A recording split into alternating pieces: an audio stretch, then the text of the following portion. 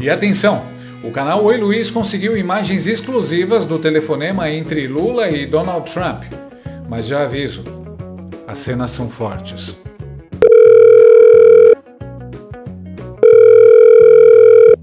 Hello.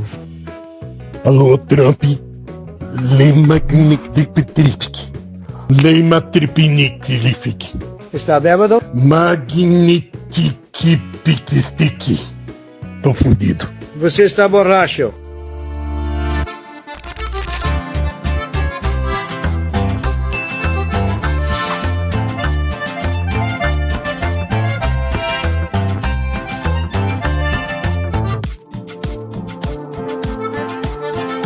Som na caixa, Bruno.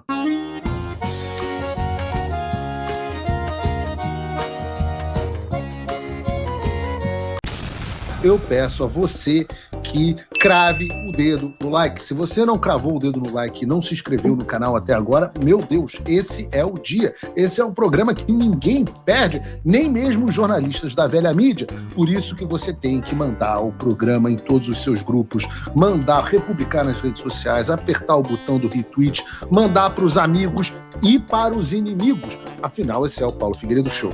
Parece piada, mas não é. O presidente Luiz Bebasso Lula da Silva acordou nesta segunda-feira achando que era o Forrest Gump. Aquele cara que corre e sempre tropeça no destino. Só que, em vez de correr, Stalinácio resolveu se conectar. Via videoconferência? Sim, ele teve um encontro virtual com ninguém menos que Donald Trump, o homem que ele vinha chamando de imperialista, fascista, nazista e inimigo da soberania brasileira. A reunião durou cerca de 30 minutos, ou seja, o tempo de um episódio ruim de série da Netflix que você assiste até o fim só para ver se melhora. E não melhora. Segundo o governo, o encontro foi positivo.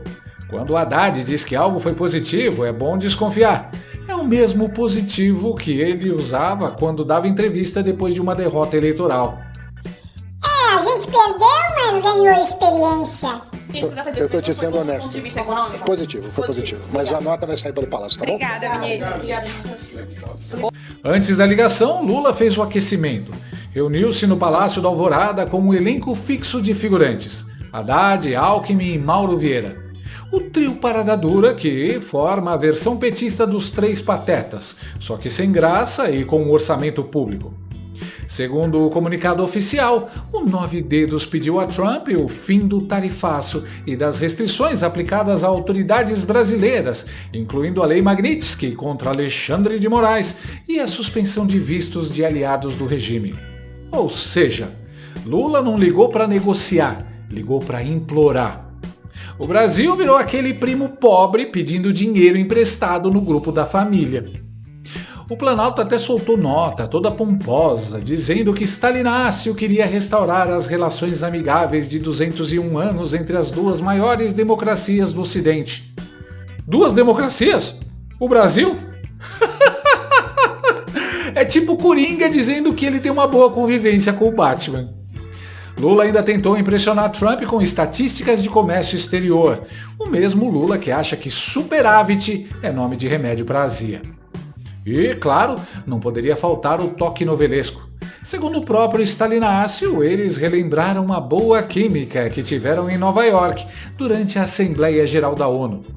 Boa química? Isso tá mais para fanfic romântica. O petista parece ter confundido a diplomacia com um encontro no Tinder. Conversamos por 30 minutos e relembramos a boa química que tivemos em Nova York, disse Lula. Boa química? Só se for tipo Walter White do Breaking Bad, química explosiva e altamente ilegal. E aí vem um momento em que a comédia vira suspense. Trump designou Marco Rubio, o secretário de Estado dos Estados Unidos, para dar sequência às negociações.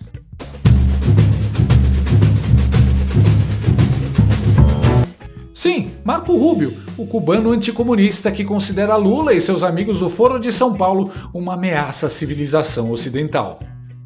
A impressão que eu tenho aqui é de que um foco muito importante assim, de hostilidade ao Brasil é o Marco Rubio, o secretário de Estado. E ele está cercado de pessoas que ficam sabendo sobre os discursos que o presidente Lula faz, tanto na China, na Rússia, quanto no Brasil. Mesmo esses discursos que ele tem feito no interior do Brasil chegam até o Marco Rubio. E o Marco Rubio realmente ele adquiriu uma verdadeira ojeriza pelo governo Lula. Marco Rubio, filho de refugiados cubanos e combatente da esquerda na América Latina. O cara que anunciou sanções contra Xandão por violações dos direitos humanos. Os caras não têm a mínima noção do tamanho da encrenca que eles vão ter pela frente com o americano / cubano anticomunista Rubio.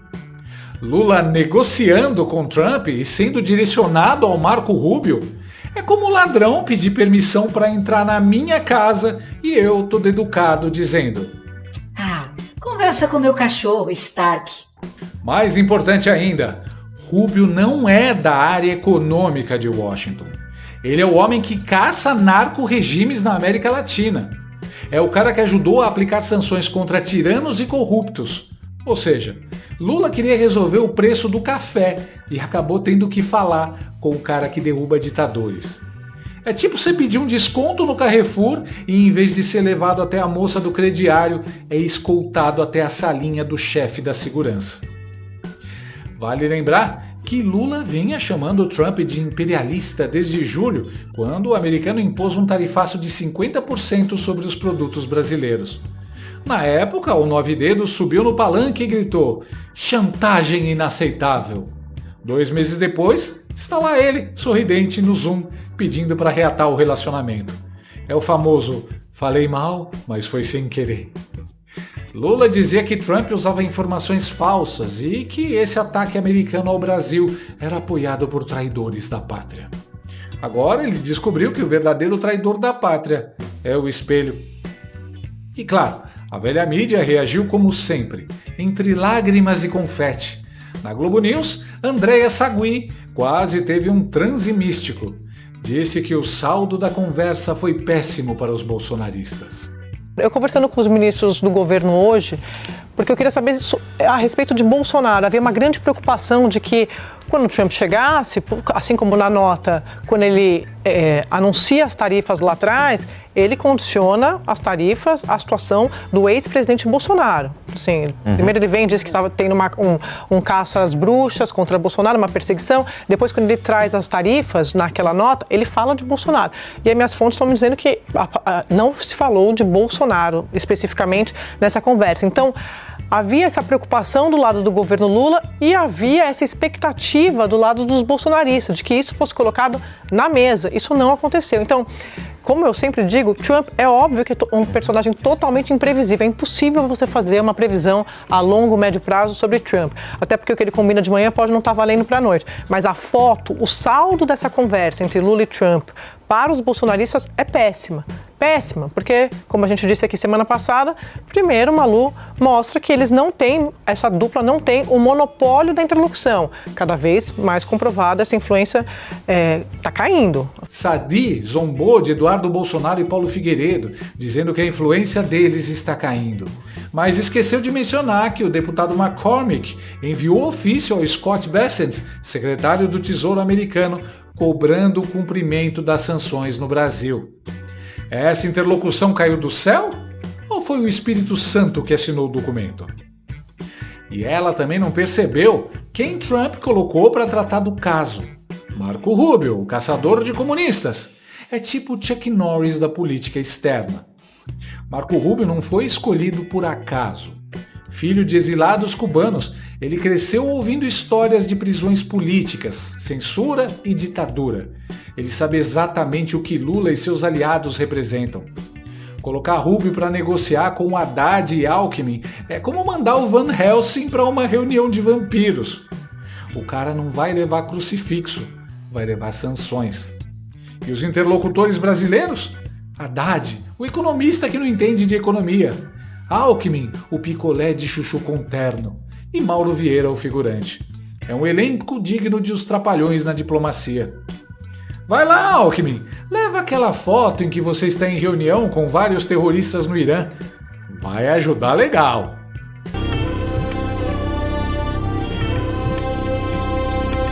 Trump não enviou apenas um homem, enviou uma mensagem. Não confiamos em vocês. E com toda essa desgraceira vindo para cima deles, os esquerdistas ainda cantam vitória e cacarejam felizes. Por quê? É o que o professor Olavo de Carvalho ensinou: paralaxe cognitiva. Eles estão doentes psicologicamente, assim como alguns ministros do STF, mas não conseguem ver a verdade diante dos olhos por causa da mais vil vaidade. O mais surpreendente foi ver os próprios analistas do UOL que já estavam chorando. Jamil Chad admitiu: Trump escolheu a ala mais ideológica para negociar com o Lula. Ou seja, o pesadelo começou.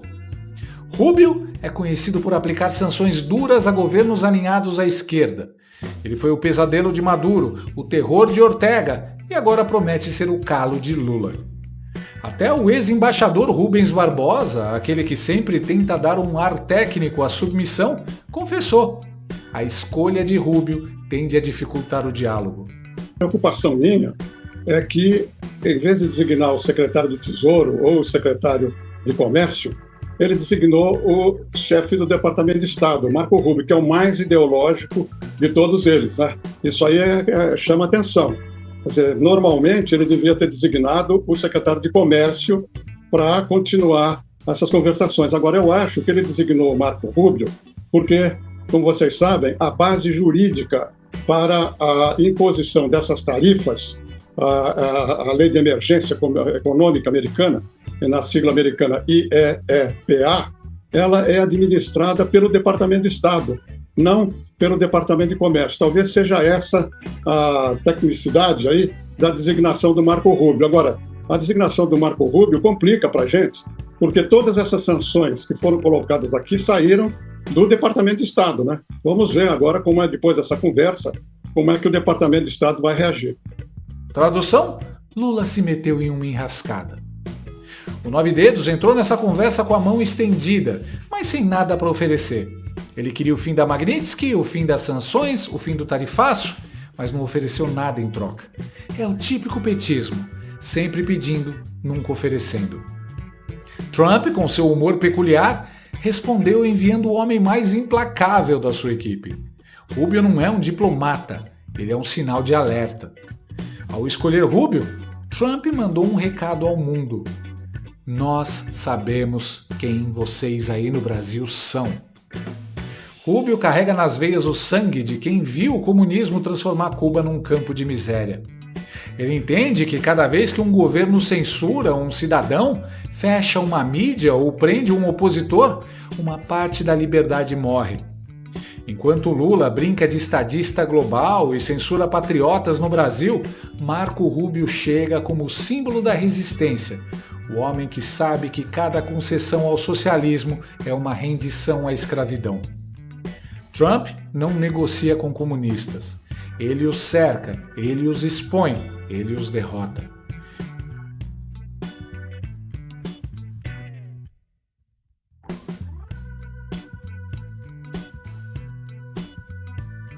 E ao indicar Rubio, o presidente americano mostrou que não está apenas olhando para tarifas, está olhando para o destino do continente.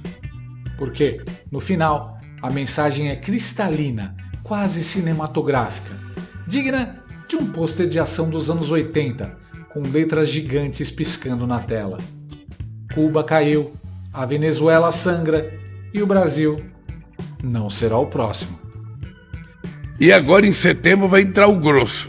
Vai entrar o grosso, vai começar a crescer. Dentro de cada trabalhador. Já pediu para curtir, você veja. Eu com caganeira estou aqui, né? Então pelo menos vocês deem um like aí. Confirma se deu, aperta, repete, comenta e compartilha, passa o link. Eu gosto de ver gente.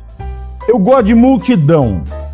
Então compartilha o link para as pessoas chegarem mais. Ainda tô podendo falar, ainda tô solto, ainda tô vivo. Let your body to the music. Hey, hey, hey.